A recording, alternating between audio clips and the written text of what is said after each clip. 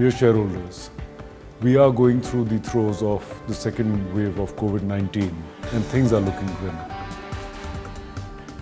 In the second half of April 2021, there have been over 141 million cases across the world, which have claimed more than 3 million lives.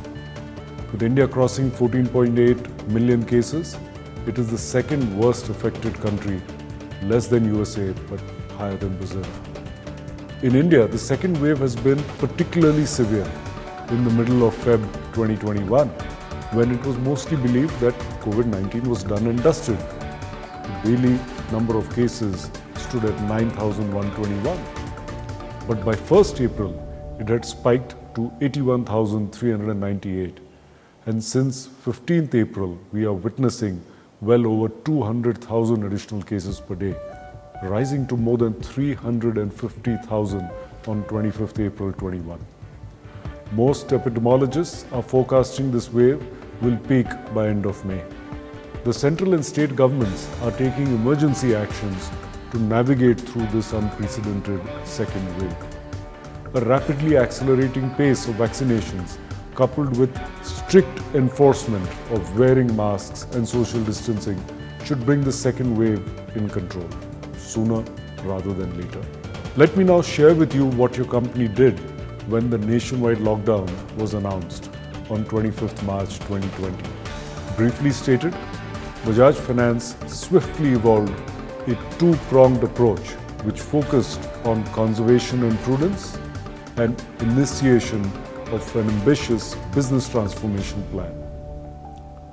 First, we ensured health, safety, and work from home for our employees. Second, we enabled the technology platforms and communication systems to support work from home and ensure least disruption in conducting business. We then carefully looked at each business and function and applied a zero-based budgeting framework to streamline our processes and eliminate unnecessary costs. Next, we examined and calibrated the risk profile of each business of the company to ensure conservatism in new loan bookings. Fifth, we took a conscious call to make large and sensible provisions. Thanks to a financially conservative approach that has been a cornerstone for your company, we could afford an increase in loan losses and provisions from 1,501 crore in FY19 to rupees 3,929 crore in FY20 and rupees 5,969 crore in the current year, and yet generate reasonable profits for you, our shareholders.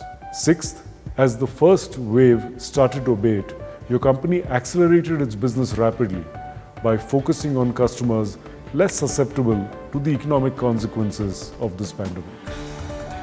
7.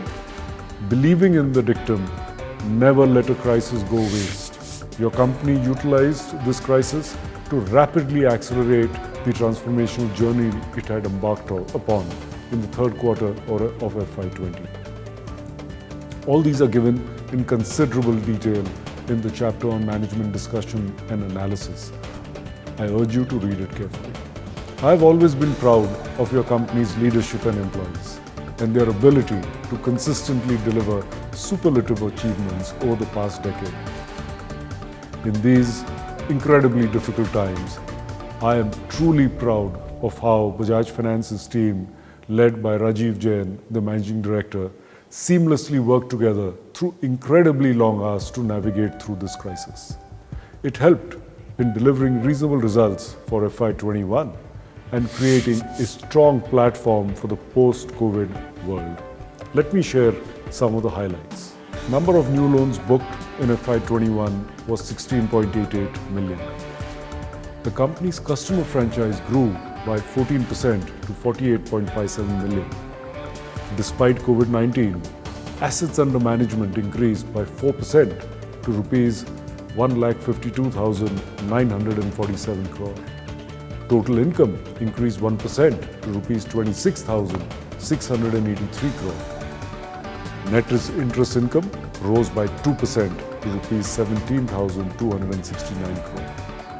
Our total OPEX reduced by 6% to rupees 5,308 crore. Consequently, OPEX to NII improved from 33.5% in the previous year to 30.7%. Our pre-impairment operating profit increased by 6% to rupees 11,961 crore. Loan losses and provisions grew by 52% to rupees 5,969 crore, while profit before tax decreased 18% to rupees 5,992 crore, and profit after tax reduced by 16% to rupees 4,420 crore. Bajaj Finance's capital adequacy as of 31st March 2021 was over 28%, which continued to remain well above the RBI norms, and Tier 1 adequacy was over 25%. Shri Rahul Bajaj, the founder chairman of your company, has decided to retire as a director. He has been a beacon to all of us, and your board has unanimously decided to have him as chairman emeritus. On your behalf, allow me to offer him our heartfelt thanks for his long leadership. Amidst the second COVID-19 wave, it is difficult to predict what the first and second quarter of FY22 will bring. However, notwithstanding my innate conservatism, I can say one thing with a fair degree of certainty. Your company has the team, the commitment, the capability and the financial strength to overcome the second wave as well.